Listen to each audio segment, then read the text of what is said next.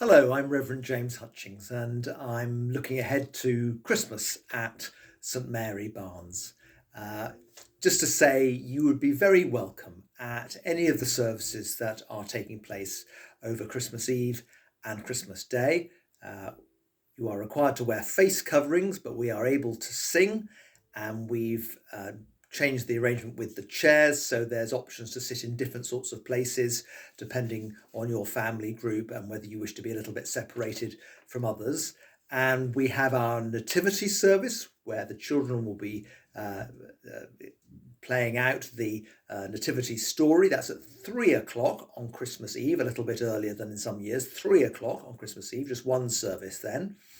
And then at 11:30 in the evening, we have our traditional midnight mass, always a very special time to be gathering on the cusp of Christmas Day itself. And then on Christmas Day, we have a variety of services. At 8 o'clock, said Book of Common Prayer, Holy Communion, which Bishop Richard Harries will be leading.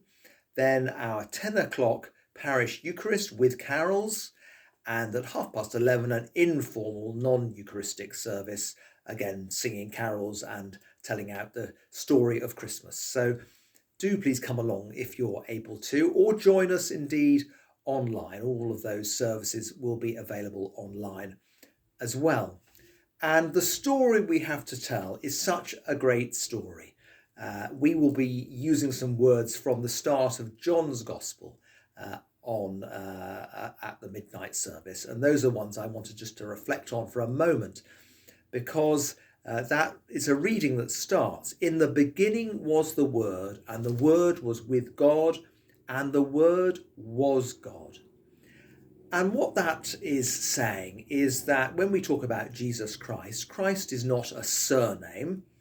It is that Jesus has existed from the very beginning of time, the beginning of all things, as the Word, the very thing that holds all of life together and gives meaning to life.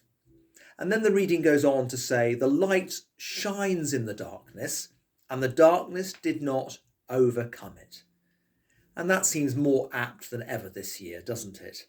In our troubled world, troubled areas of our world, far away from us, but also very close to home, things that we are experiencing ourselves. The light shines in the darkness, and the darkness did not overcome it. And it's a reading that ends by saying, "The Word became flesh and lived among us." In other words, God is with us in Jesus Christ, frail and vulnerable, and yet God.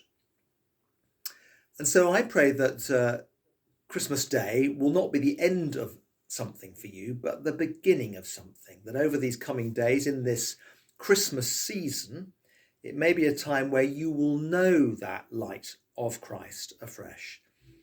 And especially that as the Word was made flesh, Jesus goes with you and me in all of the joys and all of the challenges that we face in our lives, and that the darkness will never overcome that light.